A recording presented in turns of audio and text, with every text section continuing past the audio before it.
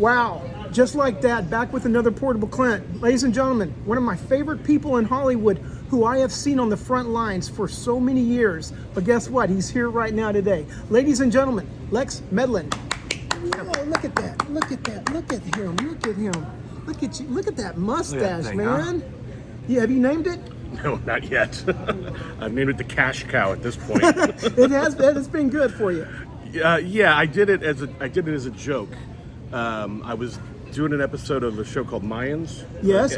Yes. I had a full beard. I was playing a pedophile, and then they wanted me for a show, Raven's Home. They wanted me to audition for Carol. I forgot who was casting it. But they wanted me to play a racist cop.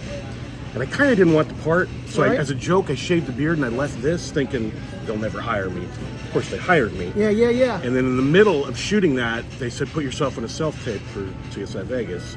And in the self-tape, okay, I said, hang on, wait, you're getting all the good stuff. Okay, hang on, man. That's all good stuff right there. Lex, when did it all start? Where and when did Hollywood start for you? When did you first start thinking about it? When did you itch? Where were you living? Tell me that. I was in Phoenix, Arizona, Mesa, to be precise. I started doing, a buddy of mine was in a speech and debate. I don't know if you're familiar with it. Of course I was. I was in it. Yeah, okay, that was the best class to take because you could get out of a lot of stuff. Well, they're tournaments, though. They're tournaments. Yeah, exactly. And so I saw my buddy doing it. He asked me to read lines with him, and he started doing it. It was the first time I'd ever seen it in person, and I went, oh, I'm going to try that. And so I started doing it, and I had a lot of success right off the bat. The first year I went to state, I went to nationals, and then I went to state the next year. But it went well, and so then at some point I spent one more year in Phoenix going to community college, and then I said, you know what, one of my best friends from high school got into the Academy of Dramatic Arts, and at the time it was in Pasadena, and she was telling me about it. Where is it now? It's in Hollywood now. Okay, go ahead. So I went out, auditioned, drove myself out, auditioned, got in, and that was in '89. And it was me, Matt Lillard was in the class, Paul Rudd. Okay, I graduated with Paul Rudd, and we were good friends back then. And that's kind of when it started. Okay, so that was '89, all right? Yes.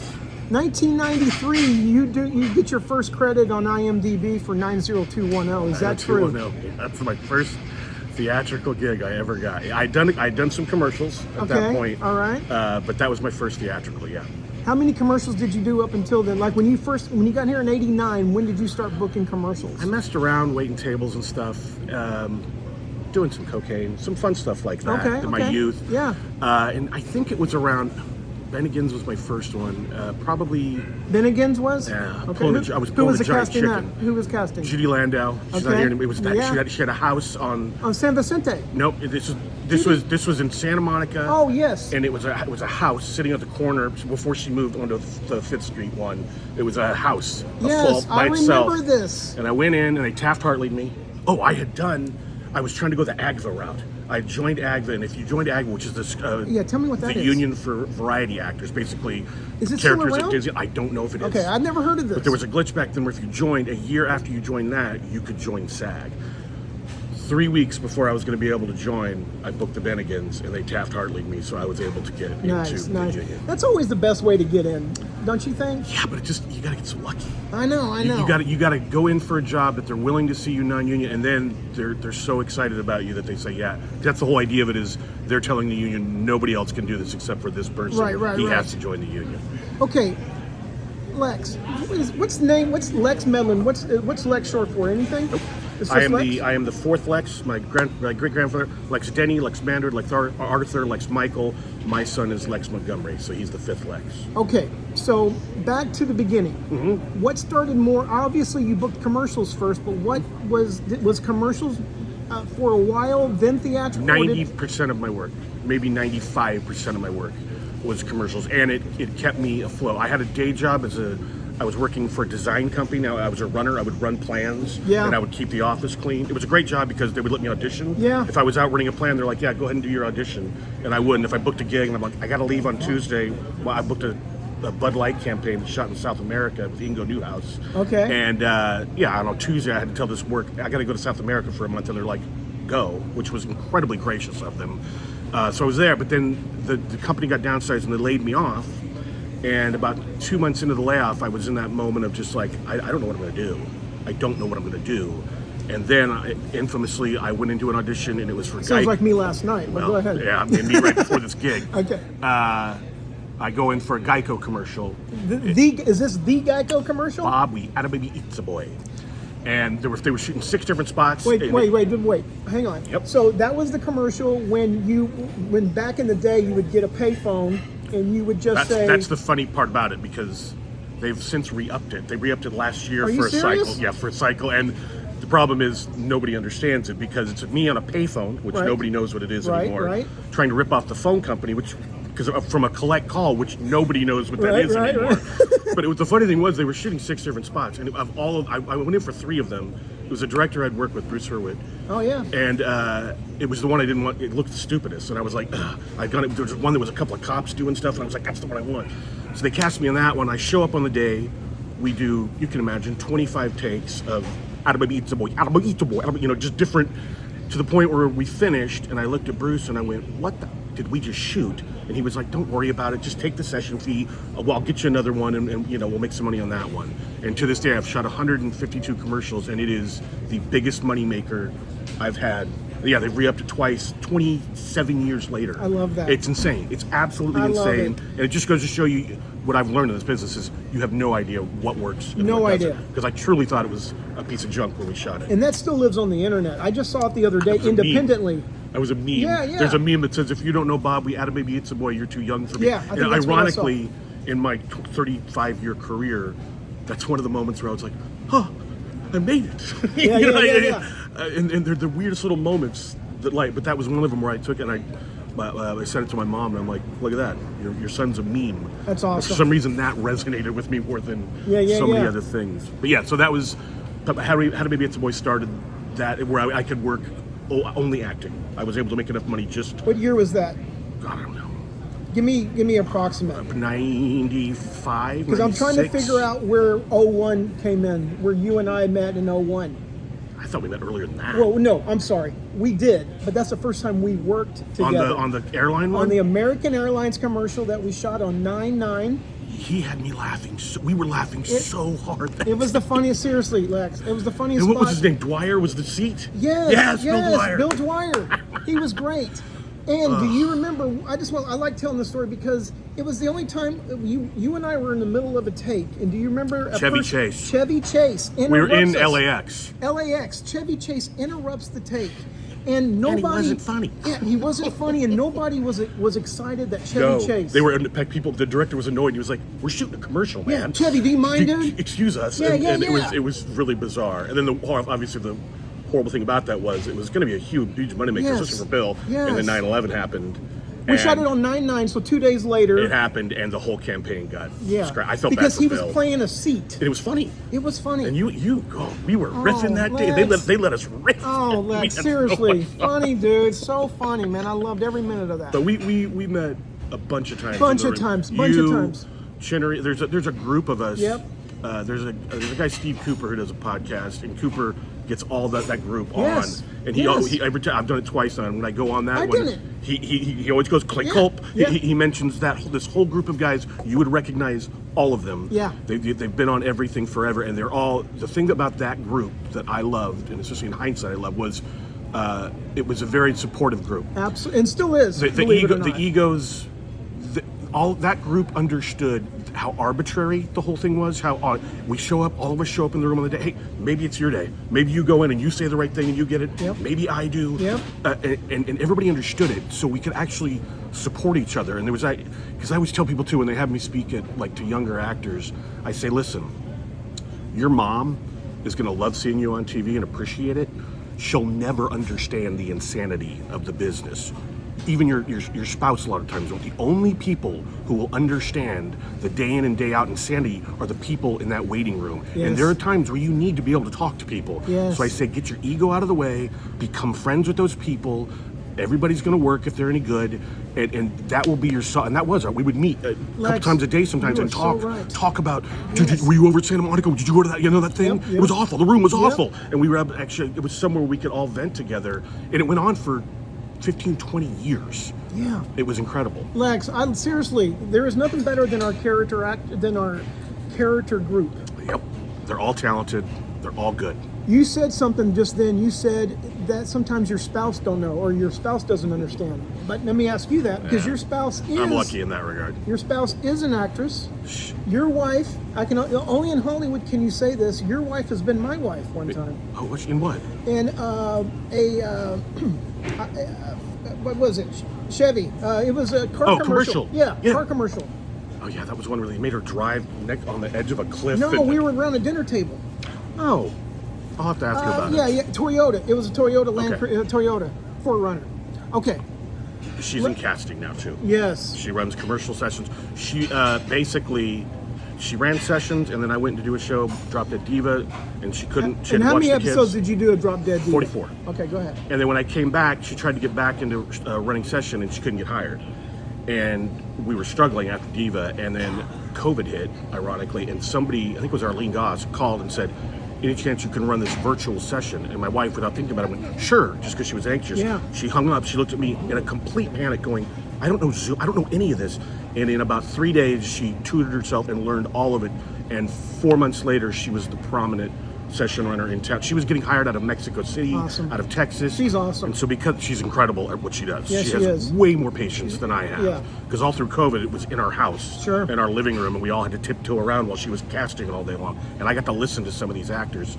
And what did you learn from that? What has your wife taught you, and what have you learned by overhearing and eavesdropping and your wife telling you stuff? I kind of knew already because I've done it so long, and I've been but cast. On the other side, though, how arbitrary again it is, because I get to listen to the producers talk and the ad agency and everything, and a lot of times they're just checking boxes, ethnic boxes, all that kind of stuff, and it could be as simple as I didn't like his mustache, like, and somebody will go, well, he could shave it, and they're like, no, and that's just it. And once you kind of learn that, you realize, don't take any of it personally, which I never did, which is probably why I survived. Just go in to the whole Bryan Cranston thing, but he's right. I've known it 20 years. Go in, do your thing, get out, forget about it, go to the next one. Easier said than done. 100%, but that is how you survive. Right. Lex, you've told me stories over the years, and certain stories have stuck to me like no other. Okay? Great. You ready for the story that stuck with me? Which is why I love your story. Which is why I love your story at the end with you getting CSI. But you shot a pilot for The Middle. The Middle. Me and Ricky Lake. You and Ricky Lake. The Middle, that ran for how long? Probably 6 or 7 years. 6 or 7 years. Shot the pilot, me and Ricky Lake, 3 kids. They didn't pick it up initially. They picked up the option, so we were going to be a mid-season replacement, which was fine. It was an excellent pilot. And then the writer's strike hit in November, and I ran into Peter Roth, who was the president of Warner Brothers. Before The Middle, I'd done another sitcom, Happy Hour, which we did 13. And he was like, hey, Lex, your show, that's dead. And I went, oh, okay. And then in February, all of a sudden the trades were talking about The Middle. And I went, whoa, what's going on? And then Ricky's contracted, and so they recast Patricia Heaton. And I got a call from Warner Brothers and the showrunners saying, Lex, you're awesome, but you're too young to be her husband. And of course, it went on 6 seasons, and I would have made literally millions of dollars. And that one was a sucker punch. And, I knew it was good. I knew it was going to go. It was a good script and a good director, and I don't think that very often. Yeah. But I was like, no, it's going to go. And so it felt like the rug got pulled out, and I was just back into the commercial world. And how long did it take you to physically, mentally get over that? I mean, mentally I had to quickly because that's what we have. I was auditioning the next day. You know what I mean? It's like get over it, get another job so you can stay afloat. So in that aspect, the business is good in that you don't have time to. But it stuck with me forever. Like when you went home and you turned on the TV and it was on, what would you say? You're adorable if you think I ever watched that show. I know, but just by accident you saw it. What did you think? I thought it looked good. It looked good. It was always going to be. I knew it was going to be good. We loved it. That's kind of like telling you that, Lex. No, we of course. loved that show, dude. It's kind of like I tested for Modern Family, for Ty's role, and in the waiting room, there's a couple of us waiting to test, and I knew in the waiting room they were talking to Ty, and I went, oh, it's his. I knew it, and my take was good. Obviously, you don't get the testing unless you're good, but it was much darker. Ty has that great, aw shucks smile.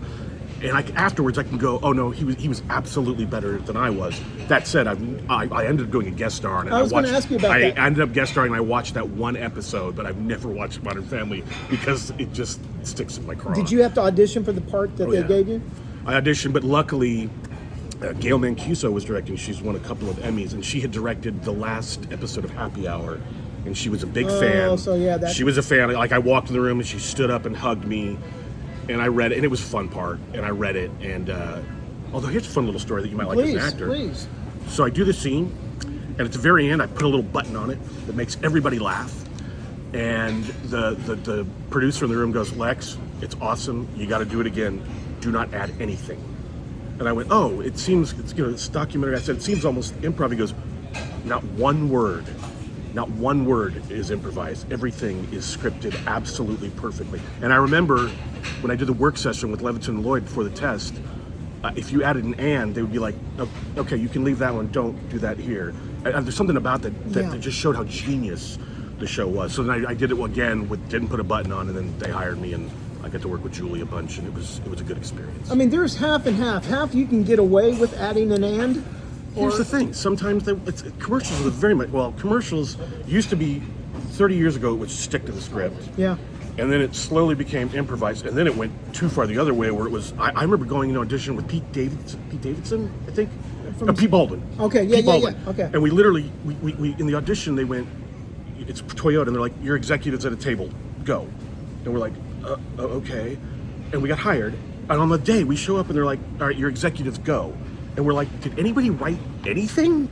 And so we started riffing, and they're like, no, you need to say Hemi too, and they start throwing. Then they start throwing facts. But I'm like, nobody had written, and it had gone so far into make the actors create it, and now it's kind of come back, and then it just depends on the director. Did you Some get of an them improv fee on that? No, of course not. This is before. I think it might have been before that existed. But yeah, now it's a balance. Some directors don't want you to add anything. Some want you to make it better.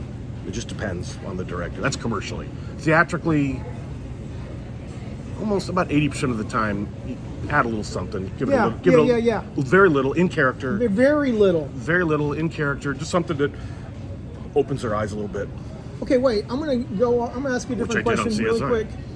Tell me about learning lines now that you have a show, than learning lines for an audition. It's very, very different, because when I did Drop Dead Diva, it was all legal, which I had never done. Legal's its own beast. I've never had to do medical as a series. I've had to do it here and there. It's a Shameless. I had to do a lot of medical talk. That's another muscle that you have to do. Now I'm in the lab. I'm science, and I got the audition, and I had 4 days to prep it. Yeah. And there was a lot of science in it, so I had 4 days to prep it, and great, I did it. But then I get hired, and they're like, every week it's like, oh God, I have to have this by Tuesday. It's Monday. Oh my God, and it's 2.5 pages of insane psychosapantanoic acid. I mean, just insane stuff. Yeah. And so it's like a muscle, though. And I remember when I started season 2, and episode 5 was the first one where I started to get a lot in, and I panicked. I completely panicked. Lori we had rented a beach house, and I'm like, I can't go. I got to figure this out. I ended up going to the house and literally just memorizing lines at the beach house where they played on the beach. But I did it, and I got through it. And then episode 11 was my big episode, and it was the most I've ever had on a show. And when I got it, I panicked. And I'm like, I'm not gonna be able. I don't know how. And then I did it.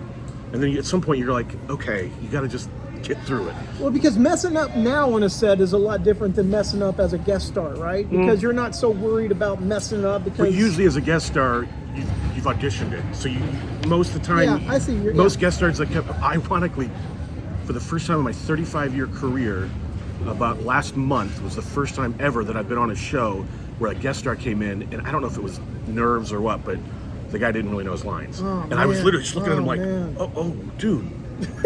we got 85 people wanting to move to the next scene. Yeah. And we're on a 12-hour thing. And I think it was just nerves. And I tried to calm him. I was like, I just kept running it with him, going, come on. You, Lex. Well, I wanted to get out of there too. That makes all the difference in the world, though. The series helping. And that's the thing with the science is every character gets hit with it at some point. Big science set, and we all kind of agreed in the beginning. Everybody else, just be patient, sit back, help them get through it. We will get through it, because everybody's been there. I've been there where there's a phrase that my brain just doesn't compute, and I get stuck on it, and I'm like, everybody just relax, and we get through it.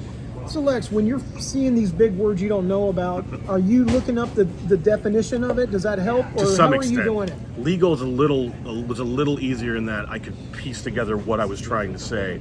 Science, look, I'm not a scientist. I didn't go to school for it. Right. But you play one on TV. Right.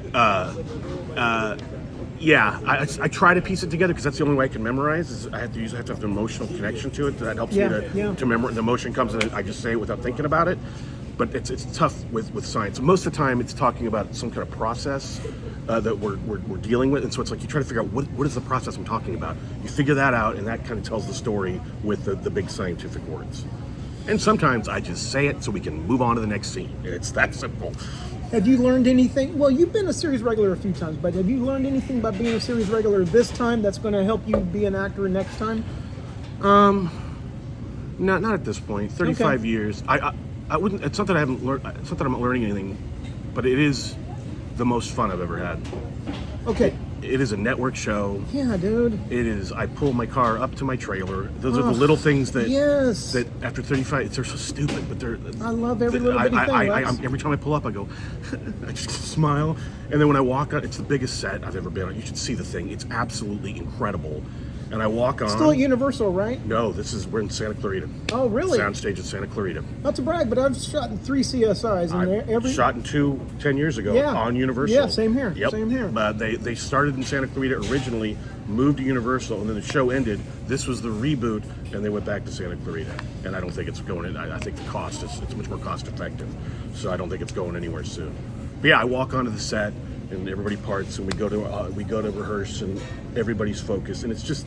Craft service, the craft service guy Nick is amazing. It's the best I've ever seen. And every department is at the top of their game, and everybody's really supportive. And you know what's really great too is I like to make them laugh. Yeah, we'll finish a really dramatic take, yeah. And I'll say something completely off color. You're good that and way. they all laugh and they all appreciate it because like season 2 we were doing 21 episodes. It's 9.5 months, and if the show is so dark, if we're doing that all the time, we're not gonna make it.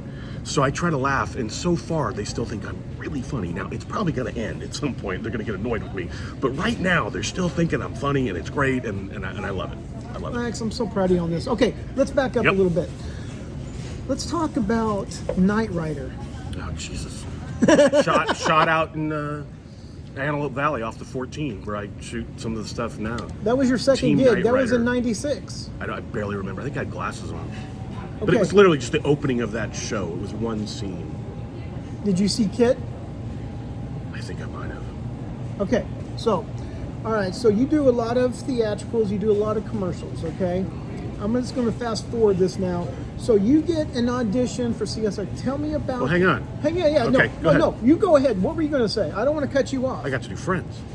Well, yeah, let's talk about Friends for a second, dude. I was coming over the 405, coming down into the valley to the 101, living in Toluca Lake. And at 5:10, my people called and said, you have to get into Friends by 6:30 at Warner Brothers. To audition. And I said, this is before. So I said, fax me the lines. So I dart home, rip off the fax pages. I'm the last one in, 6:30 at night. The last one's always the best one to go. Tony in. Sepulveda was casting. The regular casting was on maternity leave. Is he still around, Tony Sepulveda? I think he is. Okay. And then I left at 6:30. At 6:40, they called and said, you booked it. You had table read is tomorrow, Tuesday. And I was supposed to do ADR for an AMD Athlon commercial. And I called my commercial agent. I'm like, I can't make it. Yeah, there's I'm no doing way I'm Friends. That's carte blanche. I mean, that was the big one in Hollywood. They ended up, God bless them, they waited at the studio in Santa Monica for 8 hours. And I finally, as soon as I finished Friends, I ran over into the ADR. But I still, to this day, it was a guest star I did 28 years ago, 27 years ago. Yeah. And I still, because it was Dick Clark's Rockin' New Year's Eve, and every January after it airs, I get like a $1,300 check. Are you serious? Yeah. But twice a year I'll get, and it ain't nothing. And all I can think of is those regulars have money going into accounts they're not even aware of. Yeah. Just, the Friends money, the millions over there. Okay, any other Friends story? No, please, No. this is what I love. Jennifer Aniston was a doll. We Was were even in the she? same storyline, and she took the time to talk to me, and I felt. And Matt and I worked in us together, and he was quitting smoking that week, but so he was a little stressed. But he was very gracious about make sure Lex gets as much camera time as he can, kind of a thing. I'm not going to say who, but I know one of the writers on Friends, and he never even met the cast. Okay. Any other gigs that you loved that I'm skipping? Because I'm not quite done, but let me hear the ones that you're proud that of. stick out. Or what I did a guest star on Hot in Cleveland, and the part wasn't necessarily great, but I got to work with Betty White, and she was 89. Same here, dude. I did the same show. I loved it. That was And one at of my one favorite point- weeks, dude. I was Doris Roberts. I was playing her son, but I was the love child of Betty White's ex-husband Oh, wow. that died. So at one point, I'm at the bar, and Betty's holding my hands, doing this monologue, and I totally go into my head going, Betty White hold my hand. I'm trying not to cry. Yeah. We do it twice, and the director goes, all right, we're good. Let's move on. And Betty goes, hang on. Can we do it one more time? We do it again, and about halfway in the monologue, she changed the inflection of one of the lines, and it was like 5 times funnier. And I went, oh. And then we finished, and she's like, okay, we can move on. At 89, I'd never seen anything like it. She was absolutely lived up to all the hype that I had thought. And then the other big one was, I did the Crazy Ones. And I got to The work, Crazy Ones I got to with work Robin Williams. So, Yes, I remember this, man. and so it was me, it's Robin Williams, Brad Garrett was recurring from Raymond, Sure. and Lance Barber and I were playing brothers at Lance a pie Barber. company. But I'm sitting there looking at it going, these are some of the biggest Lance's out of Second City in Chicago. Yeah. And I'm going, I'm going to get eaten alive here. I'm going to die. I am not to these guys' caliber. Yes, you are, but go Well, ahead. we finished the first take where we're coming into a restaurant and we're supposed to leave frame. And I can't remember the line I improvised, but I improvised something, and Robin like fell down laughing. And from that point on, we would finish take, and Robin would kind of look at me, and I'd be like, I think that's funny. He's like, let's do it again, let's do it again, let's do it again. And we'd finish another take, and I'd be like, that's pretty funny. He goes, yeah, that's pretty funny. Let's move on. And then in between, I'll never forget it. They put the guest star chairs kind of in a circle for us to talk about when they're changing lenses or doing all that stuff. But Robin put his chair right there with us, and he came in and he sat down, and he went, ask me anything you want. And I was like, and we all just kind of sat there, because he knew. We were all going, yeah. Robin freaking Williams. Yes. And it kind of started slow, then within 10 minutes, people are just bombarding him, and he's answering every question, and he couldn't be more gracious. And then the moment I had, which I think I'll appreciate again, was we finished, and Lance and I were sitting outside the stage, it was on the Fox lot, and Robin came by, and he was in the back of a Prius, and he waved to us, and we were like, Robin. And Lance and I kind of looked at each other, and I'm walking to my car on the lot, and I'm overlooking the entire lot, and I just started sobbing. I bet. And I went, and I posted on my Facebook, I said, there are so many days that are so hard in this business. It is so important to acknowledge when it's good. And that was such a good day, such a good moment. And I'm glad I took the time. And still, I'm going to get choked up now. Just to acknowledge the good days. Because sometimes brother. they're the best days you can ever have. Amen. I totally agree with you. And we 100%. tried, Yeah. Lori and I tried right before COVID, I wasn't getting work. I didn't qualify for insurance for the first time in 29 years. So we opened a frozen yogurt shop. Yes, I was going to talk to you about this. I wanted to talk about this. Were you acting out of fear?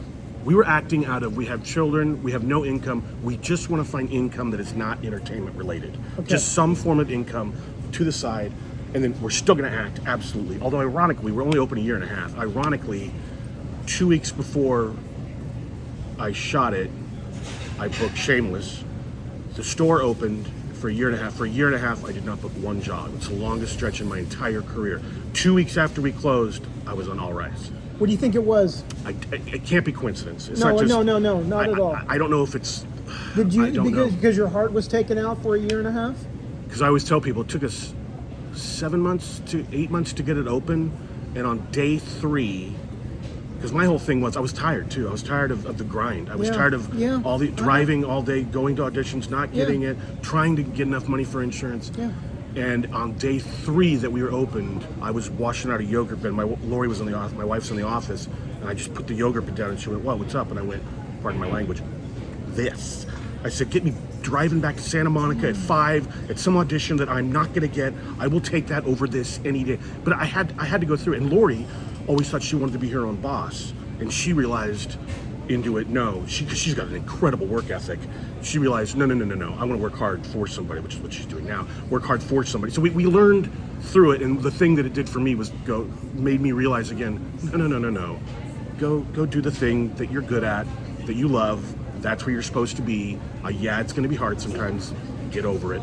And that's what it taught me, that whole shop. Lex, I got to be honest with you. I didn't like hearing it that you opened up a yogurt shop, because I know we are in the same boat, and that us doing something else other than what we're doing, we're not going to have the heart. We're not going to be as happy. Yeah.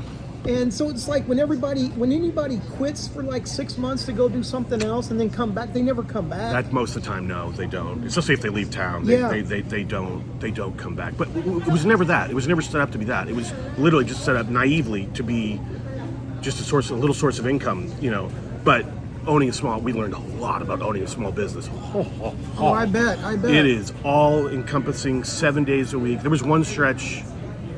Started in January, which were the slow months, and I worked 93 days in a row, every single day. Oh. Yeah, that's how I felt. Yeah, man, seriously, it crushes me. For you, not for anybody else. I understand. People got to do what they got to do. But for somebody like you, know what though? Seen, in a positive way, I felt like at least I was trying to be proactive. You were. We were trying in some way. Yes. And then when it did go down, I didn't have any guilt. I was like, we did everything we could. It just drained all of our accounts. And then, hey, things that have a tendency to work out. Although, a month, 6 weeks before the show, I had printed out and was looking at the paperwork to work at the Amazon warehouse in Thousand Oaks at nights so that I could make some form of income and then audition during the day. And I was very worried that if I did it, I would put a gun in my mouth. I was literally worried that I wouldn't.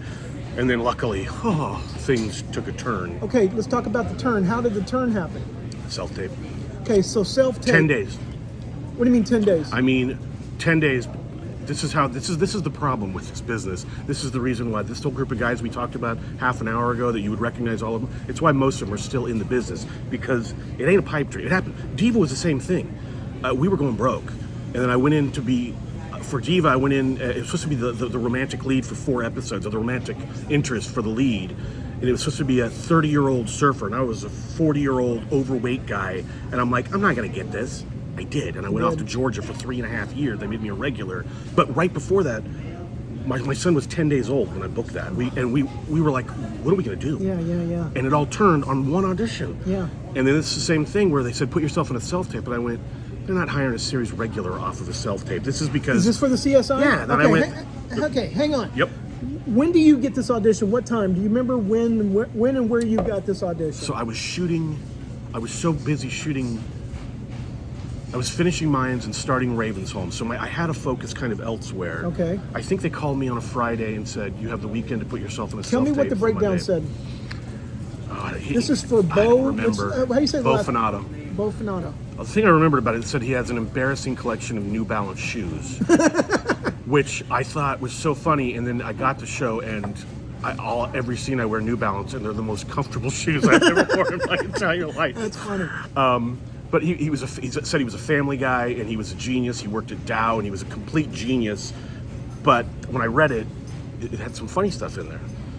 So I pick it up, and I'm like, okay, I did 2 pages of crazy science, and then a little funny thing at the end.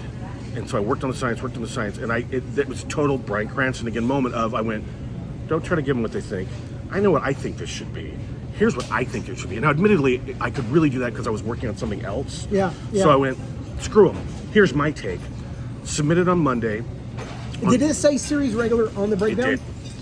But again, I thought this is just a casting director putting people on tape in case whoever they're offering it to doesn't work out. They can have people. I genuinely thought that's what it was for. Sure.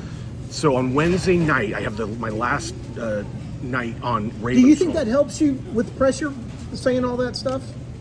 In hindsight, yeah, because I didn't put a lot of weight on it. Yeah, okay. So I have a night shoot Wednesday night, my last on Ravensholm, where the reason I had the mustache, the cop, and that's I put myself in the self-tape and said on the self-tape, I can shave this after Wednesday. On Wednesday, they called and said, you have an online producer session tomorrow at 10:30 a.m. Zoom call with the showrunner and the casting director. I'm sorry. After you turned in the tape, what day you think? Monday. Monday. What day did you get the phone call that you have? Call for Thursday. Okay. And I went, okay. Show up, do the producer session. It's 2 scenes. It goes to show you too, you never know, because I start the first scene and I screwed up and I went, stop, let me start over, which normally would have been the kiss of death. I actually kept the audition. I'll show it to you sometime. Please do, please do. It's interesting. And then the second scene, the last line I say is, I'm talking about Ilya Prigozhin, who's a Russian, and I say something about Ilya Prigozhin, and gal who plays Sarah says, the chemist, and I go, that's supposed to be just me going, that's right. And then I riffed and I went, really funny guy, super hairy, really Russian. That's funny. And That's the showrunner funny. starts That's laughing, funny. and then he goes, do you want to do it again? We're here. And I went, nah. I said, to be honest, it doesn't get any, I'm completely organic in that read, I'm not even acting. And he went, it ain't Hamlet. He goes, I don't want to take you off of it. And I basically cut the audition short. And again, I'm only saying this because you're I an like actor. doing that too, yeah. But it wasn't I wasn't trying to do anything. I genuinely was sitting here go, I got nothing else for this. That was my best read I can give you. Anything else I do is not going to be as good. So it went off into the Netherlands on... That's Thursday? That was Thursday. So really that's kind of the first day where I thought, oh, this could be a real thing.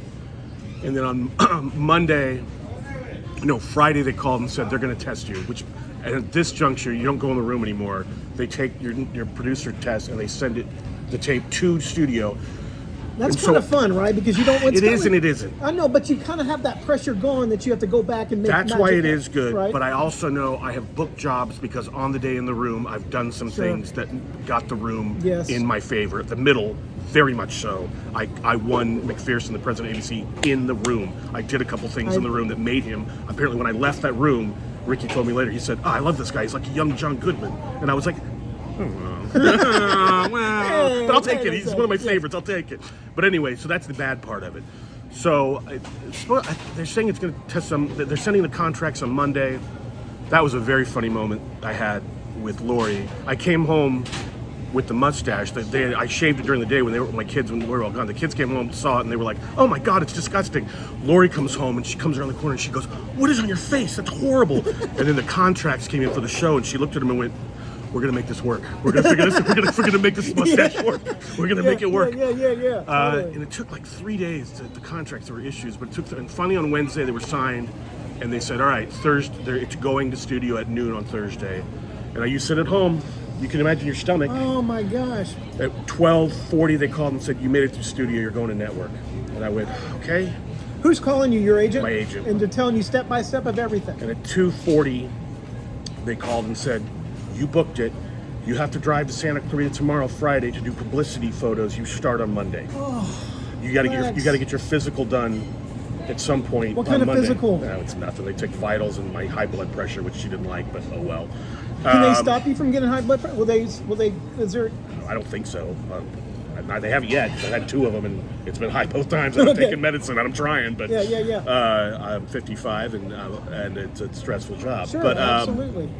And so that's why I say it was like 10 days to go from, I was in an okay place because I had done mines, and I did a Dairy Queen commercial that ended up being 2 in between that. So it was one of those little tears. Yeah, so I was actually feeling pretty, and maybe that helped me get the gig because I was so relaxed about it. And it was such okay. And then I know the second in command, Craig O'Neill, told me, I had drinks with him, and he said they sent him 12 guys on tape, and I was the first one. And he said he watched me, and then he went back and watched me again. And then he watched the next guy. He went back and watched me again. And he said, I got to stop watching Lex. He went and watched the third guy, stopped halfway through, called the showrunner and went, it's Lex, right? And the showrunner went, yeah. But here's the thing. I know it in hindsight. I know the time that the job was mine. Just like when I was in Modern Family, I knew the job was not mine. When I tested for Happy Hour, it was me and Dietrich Bader. Yeah, okay. We were testing for this role of the lead on the sitcom. It was Briefly Lived. And when we finished, we got in the elevator, and Dietrich looked at me and he went, this one's yours. And he kind of started taking care of himself. And I went, no, you never. And he goes, Lex. And I went, yeah, this one's mine. It doesn't happen that often. No, I know. But every so often, and I kind of knew with Diva, I gave him my take, and they thought it was brilliant. But the best part about this is, look, I spent 15 years doing mostly comedy. Drama sprinkled in, but mostly comedy. And then comedy went on the downturn. I spent 15 years doing mostly drama. Southland, it was an LA cop show. I wanted to talk to you about that. That's one of my favorite shows you were on, That's what started me. That opened the door theatrically, because I'd been a lead on a sitcom, and I called my people and said, we got to do hour long. There's not enough work. And it was like it was starting over. I had to go pre-read 4 assistant casting directors. Now, I would get in there, I wouldn't finish half the page, and they're like, come back for the producers. Nice. But after being the lead on a sitcom, having my applause on, I had to go right back to, do you think I'm good enough? Do you think I'm good enough? But then Southland, because I got that, it opened it. But that's a perfect example too, which I think you'll understand, is of not necessarily not wanting the role, but it was my 4th audition, and I was kind of over it, because they were really jerking me around. And it was supposed to be a series regular, but it was number 9 on the list. So we'll make it a guest star for the pilot. We'll make it a regular if it gets picked up. If they don't, it's happened to me a couple times. I knew it was going to happen. So I was waiting to go in for this 4th time, and I had an audition for Monk the next day. And it was the part of a crazy football fan who has hallucinated. It was such a great part. And as I was waiting to go in for the Southland audition, I didn't even realize I was doing the Monk lines, practicing those. And all of a sudden they went, Lex, we're ready for you. And I went, oh, God, Southland, detective. Okay, and I walked in the room and I was like, hey, blah, blah, blah, blah, blah, blah, see ya. And I walked out, didn't make it to the parking lot. And they called and went, you booked it. And I went, really? Because I was kind of an asshole in the room. Man. But you can't manufacture that. No, absolutely not. If you try to manufacture it, you come across cocky. Absolutely. And nobody likes you unless it's the part. But if you genuinely are in there just giving them your take and leaving, there's something about that they go, I think he needs us more than we need him, and it just kind of sucks them in. That was an absolute case of that. But anyway, that opened the drama door, and now, but it got to a point, Clint, where I would go in for a comedy, and half the town would be like, no, he's drama guy. And I would go in for a drama, and half the town would be like, no, he's comedy guy. There were a couple, Carol Kritzer and a few, that I knew I could do both. And so then I get this part where I got episodes where I'm crying over my daughter, but I get to say some of the funniest stuff. And they write really well for it, and they've really developed this character into really funny stuff. So I get to do both, is my point. That's awesome. And it never happens. And it's another reason why I love doing the show and the part. Lex, let me ask you a question. Yep. When you go out to eat, like say you go out to dinner tonight, okay? Does the food taste better knowing that you're a series regular? Yeah. Not only the food, but having the moment of, because we spent so many years of, especially during COVID, cooking at home and whatnot. But there were so many times where it's so great now when I say, what do you want to have for dinner? And we can, it's whatever we want. And it's just a simple little thing, but we spent so many years where it was like, oh, we want to have sushi? That's once a year, maybe twice a year. We can't. It has to be a really special, maybe your birthday, we'll get you some sushi. And now it's like, it's Tuesday, you in the mood? Let's go do it. That's awesome. Because I love hearing that. I'm never going to have a boat or our house isn't crazy. It's a very middle class, it's a pretty much middle class, and that's where I live. That's where I love. But I like to eat, and I like to go to wherever I want to go to. Lex, I saw you were in Las Vegas a couple weeks ago. You were at the Sphere having a beer. And I looked at that picture. You were at the Sphere for the U2 event, and I go, I bet that beer tastes so dang good to him. The funniest thing about that was, we were there because my daughter, my 16-year-old, was in a volleyball tournament. I put it together that you were there doing outdoor shots. Here's a perfect example of the show, because initially when we knew I was going to be there in December, I said, U2 was the first concert I saw 40 years ago. And I've seen every tour. I've seen them over 20 times. And here they are at the Sphere. It could be their last time. And in December, I said, hey, check out the tickets. And she looked on, and like the cheapest she could find, they were like $500 a pop. And I said, no, I'm not doing it. And I think, the strike was over. Maybe she looked at when we were in the strike, and I was like, absolutely not.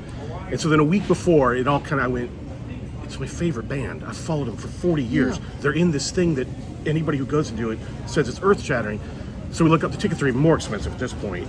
And I went, because of the show, I went, just do it. Yeah. And I was so annoyed that we spent the money, and then we got out of the cabin, and I looked up at the Sphere. We were right in front of it, and I went, it's worth every penny. Yeah, and then we got in, and the seats vibrate, and the thing opens up. Lori kept trying to go live, but I was crying so often that she's like, I couldn't take any of it because he's crying through half the show. And it was literally the moment of my favorite band, and they're older, they're in their 60s, and I'm like, and they're still bringing it, but I'm like, I even said to Lori afterwards, I went, I'm never going to another show. That's the way I want to remember them. It was one of the best, it was the best concert experience I've ever had, ever. And then to see my favorite band in that, it was, and the only reason it happened was because if I wasn't on the show, I would never have spent the money. I'd have been like, nope. And now I'm completely grateful that I did. Lex, I honestly can say this. I have been rooting for you since day one, dude, and I am so happy for you. You know what I love? I love that, because I get asked a lot of times, do the people, the guys you know, are they jealous? And I said, you know what? So far, the sentence I get told the most is when I tell the story of it. Every PJ Marino, every single one of you know, all those guys that we knew, every single one goes, you give me hope. I was just about to say that. You totally. And if I can put myself on the other, if it was, I'd be like, okay, it can still happen. It can still happen. That's exactly it's a why. Freaking crapshoot. Yes. And that's why, I tell them when I post, I'm like, just you got to hang in there. You got to hang in there. What else are you going to do? I learned that with the yogurt shop. But more than that, it's not a pipe dream. It does. If you have something to offer, if you have talent, it can happen. And then I was talking to somebody the other day, and I say I still have moments of doubt. But when I do, I literally, I don't mean this in an egotistical way, but I'll go on my IMDb page and I go, okay, and there's 50 or something, and I go, this doesn't happen on a fluke. You have something to offer, Lex. Get out of your own way. Stop feeling sorry for yourself and do your job. Do what you're supposed to do and do your thing. And that it kind of and so this is the same when I talk to the guys. I'm like, just keep doing what you're doing. There's absolutely a chance. The business is in flux. This is a dinosaur I'm on. With streaming, I don't know what the new system is going to be. And commercials are 80% non-union, so I don't know what the new system is. But do you have the balls to hang in there and do it? And I'm dumb enough to do that. Yeah, most of us are, and most of us know there's nothing else we can do. Exactly. Lex, what have you learned through your whole walk through Hollywood? It is a dream, and I mean that literally. If you look at it, if you stand outside of it, pulling up to your trailer, walking onto a set, people getting out of the way to practice making fake real, that's all we're doing. And really doing it. And those best times are when you finish a scene and you don't remember what you did, and you're like, oh, we're done? Oh crap, we're moving on. Oh, and because you were so in the moment. And those are still, even after 35 years, it still gives me the butterflies, and I still absolutely love it. And it is a dream. The whole thing, it's not real. It's completely different than any other job. And if you're fortunate enough to be in it, appreciate it. That's the biggest thing I learned. My two biggest things are grateful, which came with age. I get in my car every morning. It's a 45-minute to hour drive to get to work. The first 15, I usually don't put on the radio, and I just go over grateful. I go over everything, how grateful, kids, job, all of it. So by the time I show up to set, everybody's always like, you're always in such a good mood. I'm like, I might have bad days, but come on, are you kidding me? The other big one that I learned after 50 is take the adventure.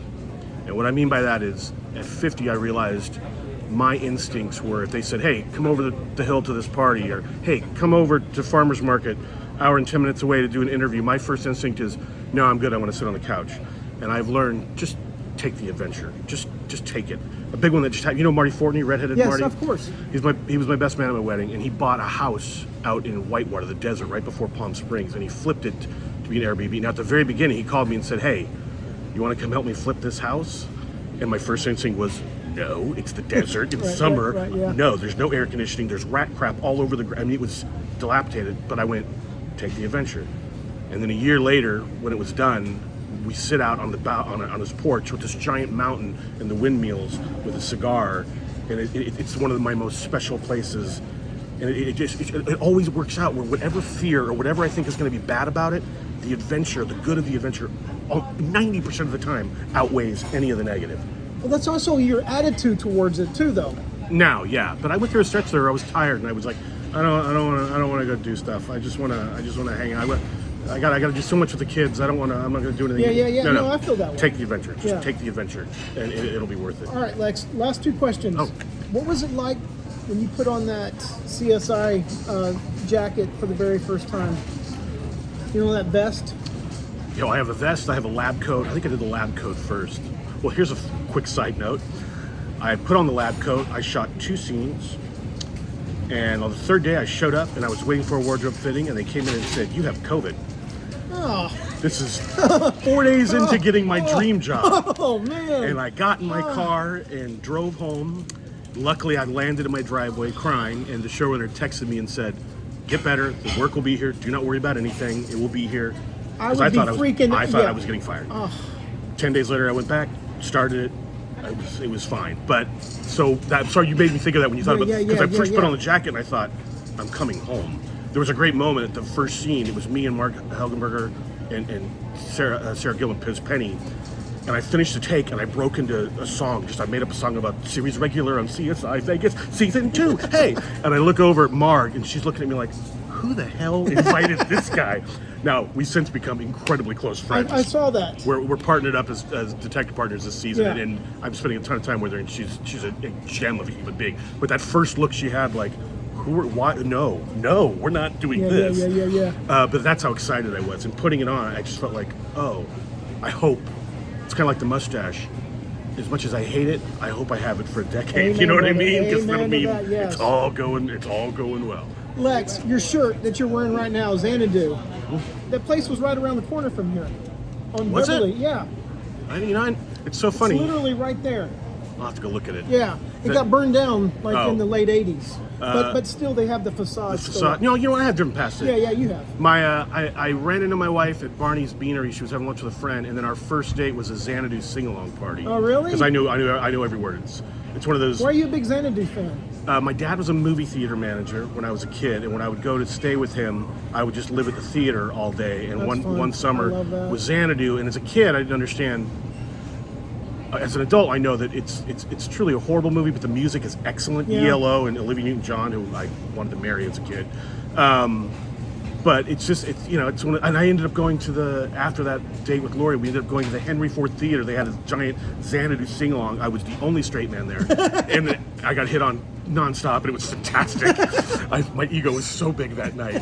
But yeah, I've always had a connection to it. It's interesting. I forget. I just put the shirt on this morning, not thinking about it, but it's interesting. People will be like, and then anybody under the age of 45 is like, what the hell's your shirt? Yeah. I don't know what that is. Lex, before I end, I just want to thank you for doing this. I really appreciate it, man. I wanted you on before CSI, but I'm glad we waited. Yeah, Because now I think this is a perfect ending to this. This is the beginning. hopefully, yeah. Yeah, this is the beginning. I'm at the age though. If I'm just hoping for a run, because that could get me to retirement. And people are like, oh, what are you gonna do? You're gonna go to theater? I'm like, no, I'm gonna nap, and then wake up exactly. from my nap and go, I'm gonna nap again because I have money and it's awesome. Yeah, good but for you. if it doesn't, and I'm back in the trenches, I'll do it. And if it goes away, And you'll have a I'll big see you smile back on in your the face, trenches. man. And No, not then. I won't. Not if I'm in the trenches. but I'm saying you'll still show up. And I you'll will. still do I will still what you have to do. And That's another thing I tell the younger actors is one of the things I learned early was every audition, opening night performance. Every single audition doesn't have to be perfect, but it needs to be worked so much that it's open. Because that alone, they will look up from their page and look at you because Yes. they will see life. They will see, oh, this is what it could look like. Even if it's wrong, they'll direct you there. But put the work in. Even though you're gonna get if you're lucky, you're gonna get 1 out of 10. Yeah. If you're lucky. But that you're not going to get the 1 if you don't put in that work and do it. And I've done that from even the commercials. I've done it from day 1. On the drive to a commercial audition, I come up with 6 or 7 different tags. I come up with all these things, and you got to. That's the work. Yeah. That's what I'm doing now. I mean, it's work, but it ain't my work. Yeah, This is yeah. a joy, absolute joy. Is it how? Okay, one last question. Yeah. Is it stressful being a series regular? Yes and no. It's stressful because they're paying you, and our show especially, you only get a couple of takes because we're under a big time constraint. So if you screw up, it's on you. But it's not stressful in that I know the character. I usually almost always have enough time to prep it. I mean, it means a lot of my weekends are I'm not doing fun stuff. I'm memorizing science. But you're doing fun stuff during the week. week. Exchange 100%. Yeah, man. I'll take the exchange 100%. I'm not complaining about Yeah, that I know at all. you're not. I know. But in that regard, yeah. But like any I've had guest star jobs that were incredibly stressful. Yeah. I've had co-star jobs that were Yes, stressful. sometimes they are, and sometimes they're a breeze. It just depends on the day. Lex, I got one last favor for you. Will Yep. you tell everybody in that camera that you, I guess, say goodbye? Goodbye, everybody. Have a good